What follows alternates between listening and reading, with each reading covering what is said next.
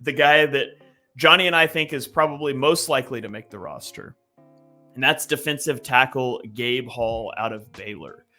Gabe Hall was listed on Bruce Feldman's freak list at 6'6", 295 pounds in college, which is 96th percentile and 15th percentile respectively. He benched 500 pounds, squatted 565 pounds, and he was clocked at 19.9 miles per hour on the GPS in college. So here's his spider chart if you're watching along. 96th percentile height, 15th percentile weight, 87th percentile arm length, and fairly average athleticism as terms as percentiles go. He had a 9.25 relative athletic score. Across his 5 seasons at Baylor, he had 77 tackles, 16.5 tackles for loss, and 12.5 sacks. Last season per PFF, he had 21 pressures and a 65.7 run defense grade with a 61.2 pass rush grade. And he played 1,454 snaps over the last 3 years. And so, Johnny, as you watched Gabe Hall, I think he's the guy you watched the most as well. What stood out to you from him? Yeah, so a couple of things just to give you a bit of full disclosure. And firstly, a shout out to Charles in the chat saying he's here for Kendall Milton talk. We will get to him. The running back will be coming. I watch UDFAs in a very specific way. Spoiler alert, they're probably not very good, because if they were, they would get drafted. So I don't really look for starting players. I know sometimes you get the occasional UDFA starter, and that's great, but realistically, I just look for traits. So if you can do one thing really well, or you can add any sort of value to a team, whether that's special teams, whether that's a third down pass rusher, whether that's a first down run stopper, if it's defensive tackle, for example, I just look for traits.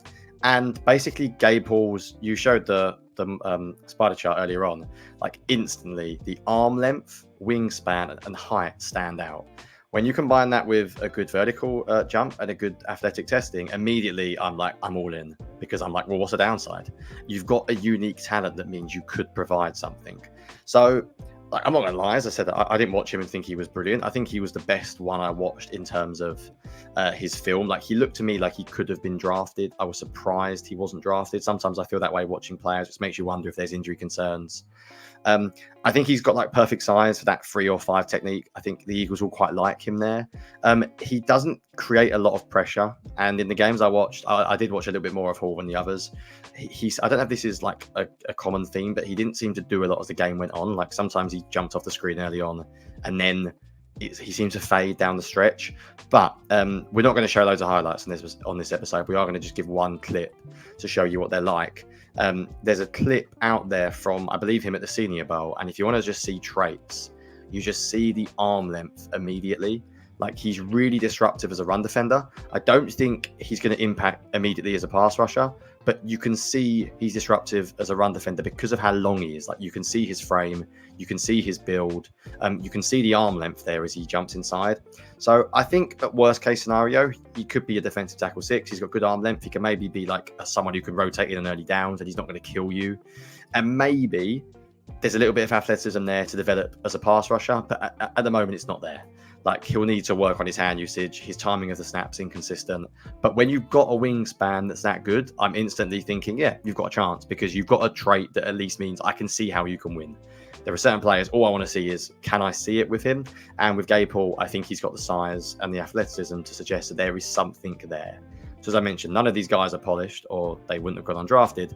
But I do think he has a pretty decent chance, actually, as defensive tackle 5, defensive tackle 6. I imagine he might be one of those that's too talented to keep on the practice squad all year, because I think you look at the spider chart, you look at the RAS score, and it sort of jumps out. So yeah, I know you did watch Gabe Hall. Is anything else that you wanted to add about him in particular that sort of I missed? Yeah, I thought there were times that he flashes some pass rush potential, and if he can get that down, if he could get the timing down, his long arms would aid him a lot, but he's a little all over the place with placement and timing. And so I think there's some potential there, especially as a pass rusher at 4-eye, 5 technique, and an odd front, which we expect the Eagles to utilize an odd front heavily. Put him next to a Jordan Davis to free him up a little bit in terms of run responsibilities. And I just feel overall he's really inconsistent. You mentioned him losing steam in a major way as the games go on. And there's times that I think he's a pretty good run defender. And then there's other times he just gets washed out completely. So getting consistency is going to be the name of the game for him. But I could see a world where he could develop into a, replacement level player, especially with some pass rushing ability, playing out on the edge a little more, that 5 technique next to a big run stuffer. So that was kind of my takeaway from him. And I think you're right. I think you could potentially have a hard time with him on a practice squad because I think most people expected him to get drafted. I'll be interested to see what he looks like in training camp and in preseason, and if he can end up on the Eagles active roster to start the season.